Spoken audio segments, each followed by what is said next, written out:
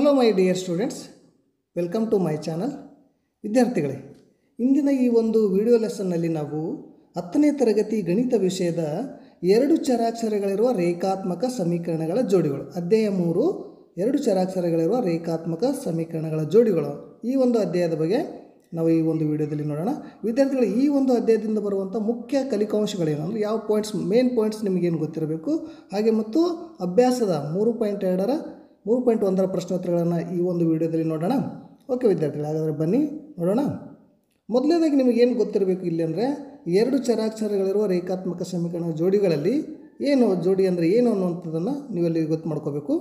ಯಾವುದು ನೋಡಿ, ಇಲ್ಲಿ ax + by + c = 0 ರೂಪದಲ್ಲಿ ಬರೆಯಬಹುದಾದ ಎ, ಬಿ ಮತ್ತು ಸಿ ವಾಸ್ತವ ಸಂಖ್ಯೆಗಳಾಗಿರುವ ಎ ಮತ್ತು ಬಿ ಎರಡೂ 0 ಅಲ್ಲದಿರುವ ಯಾವುದೇ ಸಮೀಕರಣವನ್ನು ನಾವು 2 ಚರಾಕ್ಷರಗಳಿರುವ ರೇಖಾತ್ಮಕ ಸಮೀಕರಣ ಎನ್ನುತ್ತೇವೆ. ಇದರ ಡೆಫಿನೇಷನ್ ಗೊತ್ತಿರಬೇಕು.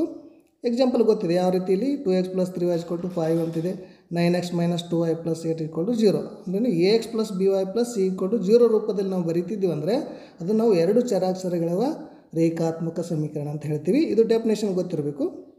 ಇಲ್ಲಿ x ಮತ್ತು y ಎಂಬ 2 ಚರಾಕ್ಷರಗಳು ಇರ್ತಾವಂತ ಗೊತ್ತಿದೆ ನಿಮಗೆ. ಇದರ ಸಾಮಾನ್ಯ ರೂಪ ಗೊತ್ತಿರಬೇಕು ವಿದ್ಯಾರ್ಥಿಗಳು, ಸ್ಟ್ಯಾಂಡರ್ಡ್ ಫಾರ್ಮ್ ಅಂತ ಹೇಳ್ತೀವಿ. ಇಲ್ಲಿ 2 ಚರಾಕ್ಷರಗಳಿರುವಂಥ 2 ಜೋಡಿ ಇದ್ದಾಗ ನಾವೇನು ತೆಗೆದುಕೊಳ್ತೀವಿ, a1x + b1y + c1 ಇದು ಒಂದೇ ಸಮೀಕರಣ, ಆದರೆ ಇದು ಎರಡನೇ ಸಮೀಕರಣ a2x + b2y + c2 ಅಂತ ತೆಗೆದುಕೊಳ್ತೀವಿ. ಇಷ್ಟು ಮಾಹಿತಿ ನಿಮಗೆ ಗೊತ್ತಿರಬೇಕು. ಓಕೆ, ನೆಕ್ಸ್ಟ್ ಇನ್ನೇನು ಮಾಹಿತಿ ಇಲ್ಲಿ ಗೊತ್ತಿರಬೇಕು ನಿಮಗೆ ಅಂದರೆ ಇವತ್ತು ರೇಖಾಗಣಿತೀಯ ಅರ್ಥ ಅಂತ ಹೇಳಿದ್ದೀವಿ. ಯಾವ ರೀತಿ ಅಂದರೆ ನೋಡಿ, ಇಲ್ಲಿ 2 ರೇಖೆಗಳು ಏನಾದರೂ ಕೊಟ್ಟಾಗ 2 ರೇಖೆಗಳು ಒಂದು ಬಿಂದುವಿನಲ್ಲಿ ಏನಾದರೂ ಛೇದಿಸಿದರೆ ಇಂಟರ್ಸೆಕ್ಟ್ ಅಟ್ 1 ಪಾಯಿಂಟ್, 2 ರೇಖೆಗಳನ್ನು ಈ ರೀತಿ ಒಂದು ಬಿಂದುವಿನಲ್ಲಿ ಛೇದಿಸ್ತಾವೆ, ಅವುಗಳನ್ನು ಜೋಡಿಸಿದಾಗ ಇದನ್ನು ನಾವು ಏನಂತ ಕರಿತೀವಿ ಅಂದರೆ ಸ್ಥಿರ ಜೋಡಿಗಳು ಅಂತ ಕರಿತೀವಿ. ಕನ್ಸಿಸ್ಟೆಂಟ್ ಪೇರ್ ಆಫ್ ಇಕ್ವೇಷನ್ಸ್ ಅಂತ ಹೇಳ್ತೀವಿ. ಒಂದು ಬಿಂದುವಿನಲ್ಲಿ ಛೇದಿಸ್ತವೆ. ಒಂದು ವೇಳೆ ಏನಾಗಬಹುದು, 2 ರೇಖೆಗಳು ಸಮಾಂತರ ರೇಖೆಗಳಾಗಿರ್ಬೋದು. ಈ ರೀತಿ ಸಮಾಂತರ ರೇಖೆಗಳಾಗಿದ್ದರೆ ದೇ ಆರ್ ಪ್ಯಾರಲಲ್. ಇದೇನಂತ ಹೇಳ್ತೀವಿ ನಾವು ಅಂದರೆ ಅಸ್ಥಿರ ಜೋಡಿಗಳು ಅಂತ ಹೇಳ್ತೀವಿ. ಇನ್ನೊಂದು ರೀತಿಯಲ್ಲಿ ಯಾವ ರೀತಿ ಜೋಡಣೆ ಆಗ್ಬೋದು ರೇಖೆಗಳಂದರೆ 2 ರೇಖೆಗಳು ಐಕ್ಯಗೊಂಡಿರ್ಬೋದು, ದೇ ಆರ್ ಕೋಇನ್ಸಿಡೆಂಟ್ ಅಂತ ಹೇಳ್ತಾರೆ. ಅಂದರೆ ಒಂದು ರೇಖೆ ಇನ್ನೊಂದು ರೇಖೆ ಮೇಲೆ ಐಕ್ಯಗೊಳ್ಳುತ್ತದೆ. ಈ ರೀತಿ ಇದ್ದಾಗ ನಮಗೆ ಜೋಡಿ ಏನಂತ ಹೇಳ್ತೀವಿ, ಅವಲಂಬಿತ ಸ್ಥಿರ ಜೋಡಿಗಳು ಅಂತ ಹೇಳ್ತೀವಿ. ಓಕೆ, ಈ ರೀತಿ ಮಾಹಿತಿಯನ್ನು ನಿಮಗೆ ಗೊತ್ತಿರಬೇಕು. ಇದಕ್ಕೆ ಒಂದು ಪರಿಹಾರ ಇರ್ತದೆ ವಿದ್ಯಾರ್ಥಿಗಳೇ. ಈ ಒಂದು ರೇಖೆಗಳು ಒಂದು ಬಿಂದುವಿನಲ್ಲಿ ಎದುರು ಛೇದಿಸಿದ್ರೆ ಏನಿರ್ತದೆ, ಒಂದು ಪರಿಹಾರ ಇರ್ತದೆ. ಇದಕ್ಕೆ ಯಾವುದೇ ಪರಿಹಾರ ಇಲ್ಲ. ರೇಖೆಗಳೇನಾದರೂ ಸಮಾಂತರ ಇದ್ದರೆ ಯಾವುದೇ ಪರಿಹಾರ ಇರೋದಿಲ್ಲ, ಇದು ಗೊತ್ತಿರಬೇಕು. ಮತ್ತು 2 ರೇಖೆಗಳು ಒಂದರ ಮೇಲೆ ಒಂದು ಐಕ್ಯಗೊಂಡ್ರೆ ಇದಕ್ಕೆ ಅನೇಕ ಪರಿಹಾರಗಳಿರ್ತವೆ. ಇದನ್ನು ಮುಂದೆ ನೋಡೋಣ ನಾವು. ಓಕೆ, ನೆಕ್ಸ್ಟ್ ನೋಡೋಣ. ಇದು ಇಲ್ಲಿ ನೋಡಿ, ಅನುಪಾತಗಳನ್ನು ಹೋಲಿಸುವಂಥ ಒಂದು ವಿಧಾನ ಗೊತ್ತಿರಬೇಕು. ನಕ್ಷೆ ವಿಧಾನದಿಂದ ನಾವು ರೇಖಾತ್ಮಕ ಸಮೀಕರಣ ಜೋಡಿ ಪರಿಹಾರ ಕಂಡುಹಿಡಿಯಬೇಕಾದ್ರೆ ಅನುಪಾತಗಳನ್ನು ಹೋಲಿಕೆ ಮಾಡ್ತೀವಿ. ಮಾಡಿದಾಗ ಏನು ಮಾಡ್ತೀವಿ ನೋಡಿ, a1/a2 ≠ b1/b2 ಇತ್ತಂದರೆ ಯಾವ ರೇಖೆಗಳಿರ್ತವೆ ಅಂದರೆ ಛೇದಿಸುವ ರೇಖೆಗಳಿರ್ತವೆ. ಈಗಾಗಲೇ ನೀವು ನೋಡಿದ್ರಲ್ಲ, ಈ ರೀತಿ ಛೇದಿಸುವ ರೇಖೆಗಳಿರ್ತವೆ. ಒಂದು ಪರಿಹಾರ ಇರ್ತದೆ ಅದಕ್ಕೆ, ಅಂದರೆ ಒಂದು ಬಿಂದುವಿನಲ್ಲಿ ಛೇದಿಸೋದ್ರಿಂದ ಒಂದು ಪರಿಹಾರ, ಅವು ಸ್ಥಿರ ಜೋಡಿಗಳು ಅಂತ ಹೇಳ್ತೀವಿ, ಅಂದರೆ ಒನ್ ಸೊಲ್ಯೂಷನ್.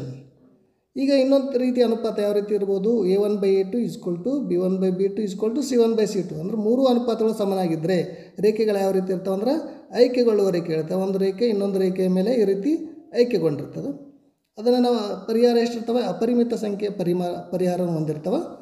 ಇವನು ಸಹ ನಾವು ಅವಲಂಬಿತ ಸ್ಥಿರ ಜೋಡಿಗಳು ಅಂತ ಕರಿತೀವಿ.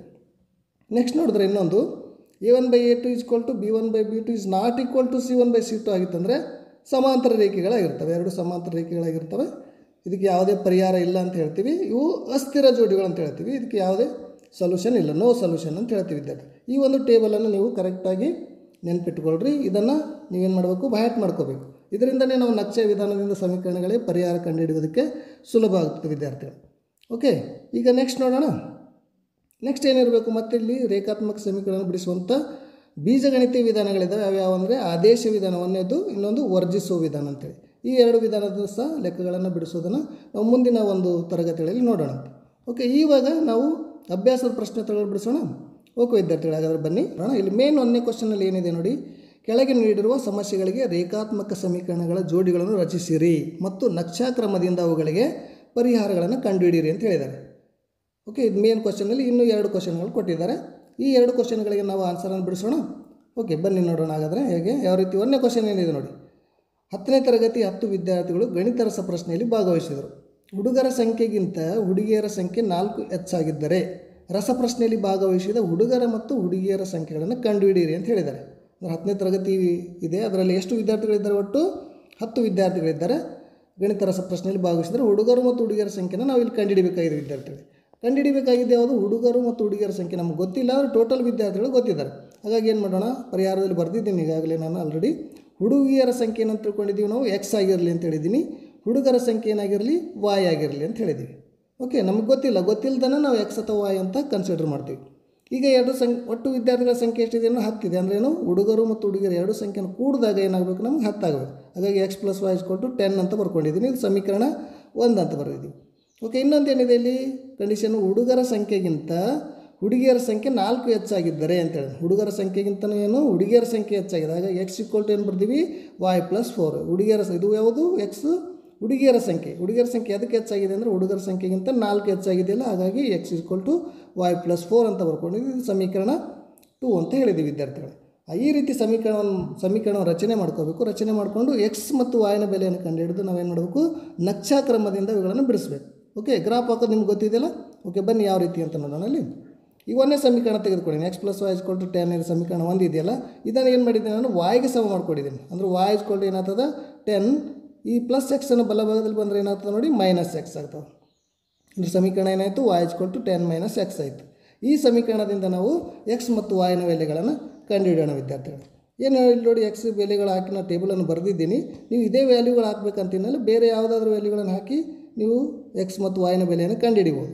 ಓಕೆ, ಇಲ್ಲಿ ನೋಡಿ ನಾನು ಹಾಕಿದಂಗೆ ಯಾವ ರೀತಿ ಬಿಡಿಸ್ತೀರ, ಎಕ್ಸ್ = ಏನಿದೆ, ನಾವು ಏನು ಮಾಡೋಣ, 0 ಆದಾಗ ಅಥವಾ ಬೇರೆ ಯಾವ್ದು ತೊಗೊಂಡಿದ್ದು ನೋಡಿ, ಇಲ್ಲಿ 4 ತೆಗೆದುಕೊಂಡು ನೀವು 0 ತೆಗೆದುಕೊಡ್ರಿ, 1 ತೆಗೆದುಕೊಡ್ರಿ, ಯಾವುದಾದ್ರೂ ತೆಗೆದುಕೊಂಡು ಈ ಬೆಲೆಯನ್ನು ಕಂಡುಹಿಡಿಬೋದು. ಎಕ್ಸ್ = 4 ಆದಾಗ ಅಂತ ಹೇಳಿದ್ದೀವಿ. ಎಕ್ಸ್ = 4 ಆದಾಗ ಯಾವುದು ನಮ್ಮ ಸಮೀಕರಣ ಏನದ, ವಾಯ್ = 10 - ಎಕ್ಸ್ ಇದೆ ನೋಡಿ. 10 - ಎಕ್ಸ್ ಅಂದಾಗ 10, ಎಕ್ಸ್ನ ಬೆಲೆ ಏನು ಹಾಕ್ಬೇಕು, ನೀವು ಇಲ್ಲಿ 4 ತೊಗೊಂಡ್ರಿ, ಇನ್ನು 4 ಹಾಕ್ರಿ. 10ನಲ್ಲಿ 4 ಕಳೆದ್ರೆ ಎಷ್ಟಾಗ್ತದೆ ನೋಡಿ, 6 ಆಯಿತು. ಅಂದರೆ ಎಕ್ಸ್ನ ವ್ಯಾಲ್ಯೂ 4 ಹಾಕಿದಾಗ ವಾಯ್ ವ್ಯಾಲ್ಯೂ ಎಷ್ಟಾಯ್ತು ನಮಗೆ, 6 ಆಯಿತು. ಓಕೆ, ಮತ್ತೇನು ಹಾಕಿದ್ದೀವಿ, ಎಕ್ಸ್ನ ವ್ಯಾಲ್ಯೂ ಎಕ್ಸ್ = 6 ಆದಾಗ ಅಂತ ಹೇಳಿದ್ದೀನಿ. 6 ಆದಾಗ ಅಂತ ಬರ್ಕೊಳ್ರಿ. ವಾಯ್ = ಏನು, 10 - ಎಕ್ಸ್ ಅಲ್ವಾ. 10 - ಎಕ್ಸ್ ಬೆಲೆ ಎಷ್ಟು ತೊಗೊಂಡಿದ್ದೀನಿ, 6 ತೊಗೊಂಡಿದ್ದೀನಿ. ಈಗ 10ನಲ್ಲಿ 6ಅನ್ನು ಕಳೆದ್ರೆ ಎಷ್ಟು, 4 ಆಯಿತು.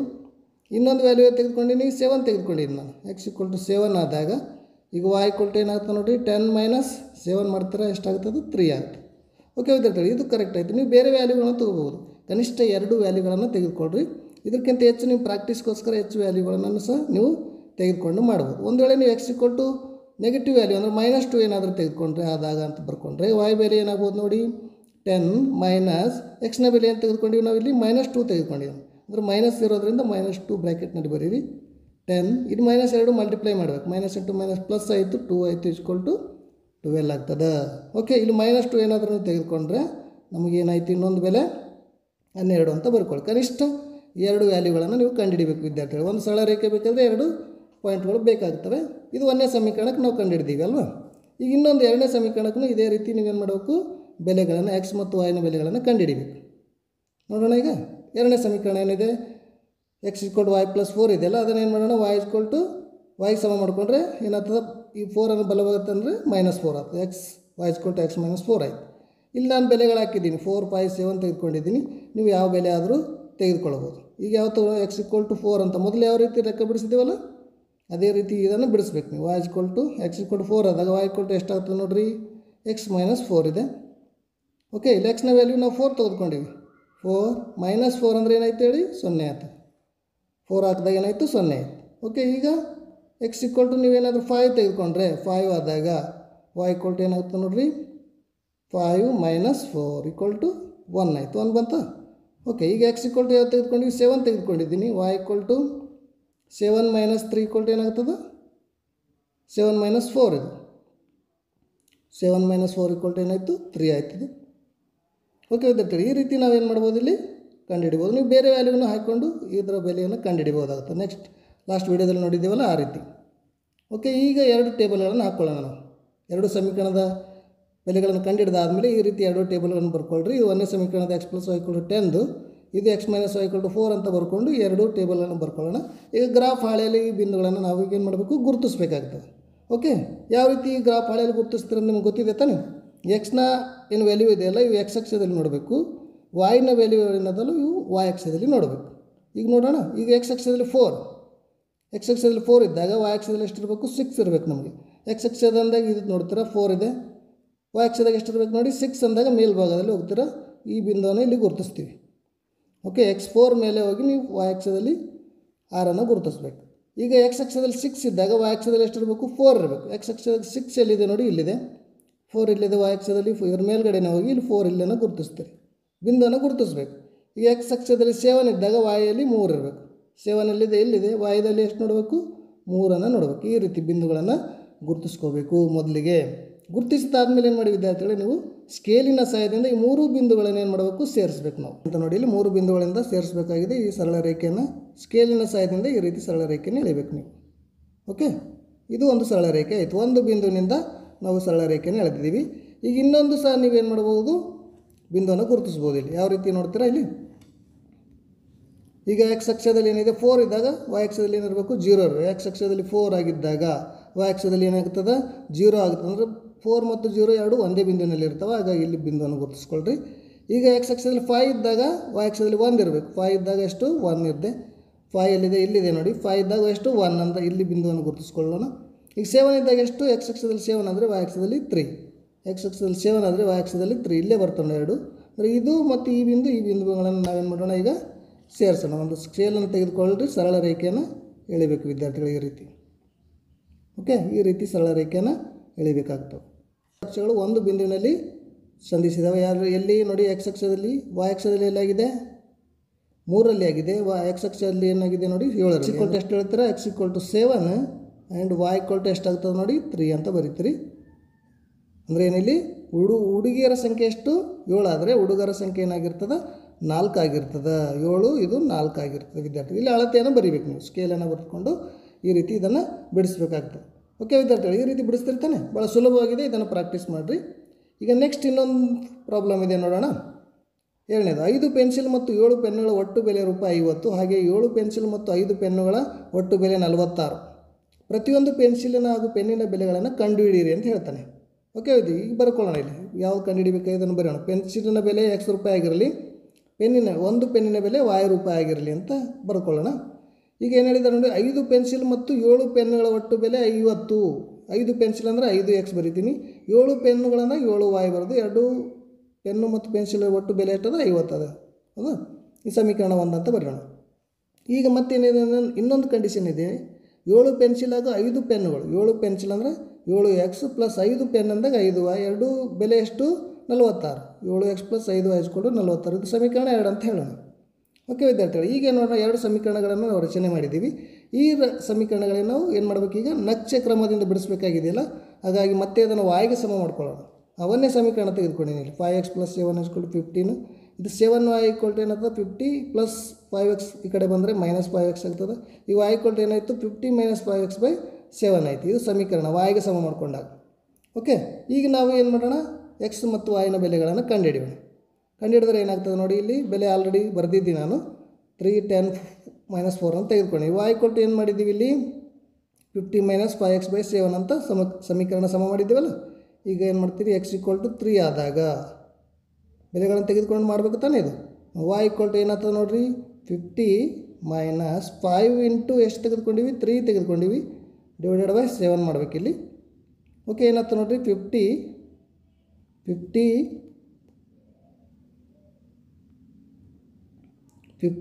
ಎಷ್ಟು? 15 /7 ಆಗುತ್ತೆ. ಎಷ್ಟಾಗ್ತದೆ ನೋಡಿ? 15 ಅಂದರೆ ಕಳೀರಿ ಇಲ್ಲಿ 35 ಆಯಿತು.